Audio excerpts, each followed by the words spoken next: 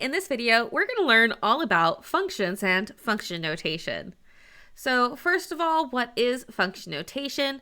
Well, you're going to use what's called f of x instead of y when writing your equation. So instead of y equals 3x plus 4, you would write it as f of x equals 3x plus 4. What you're doing there is you're saying the function is in terms of x. That means all of the variables on the right-hand side will be x. You're not going to mix and match as you go along. Now, this can also include other variables. It can also include other names. So you could say f of z equals z squared minus 3z plus 2. So you're using that different variable, okay? Or you might say g of x equals 4 minus x cubed, and that would be a different name for the function. Now, no matter which function, name, and variable you use, you're still going to be able to evaluate them all the same way. So let's take a look at an example. Let's say we want to find f of 3 in the linear function f of x equals 4x minus 1. So what I'm saying here is, since I'm saying f of 3, I'm going to take the x and I'm going to replace it with 3 everywhere that it happens.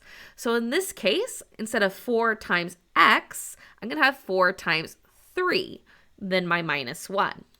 Now I can simplify. 4 times 3 is 12, and 12 minus 1 is 11. So I can say that f of 3 equals 11 when my function is 4x minus 1. Let's take a look at another example. Let's say I want to find g of negative 1 in the quadratic function g of x equals x squared plus 2x minus 3. So again, what I'm going to do here is I'm going to identify what is my variable. Well, it's g of x. So everywhere there is an x in my function, I'm going to replace it with the number negative 1. So g of negative 1 is negative 1 squared plus 2 times negative 1 minus 1. Notice I've color-coded the blue negative 1s here so you can see where I plugged that in. Now we'll simplify. Negative 1 squared is 1, 2 times negative 1 is negative 2, and then I carry down my minus 1. Now 1 minus 2 minus 1 happens to be negative 2. So g of negative 1 is negative 2.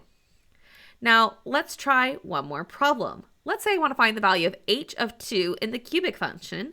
H of a equals a cubed minus a squared minus a minus 1.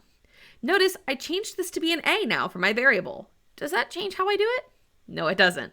What I'm going to do is I'm going to replace every a in the function with the number 2.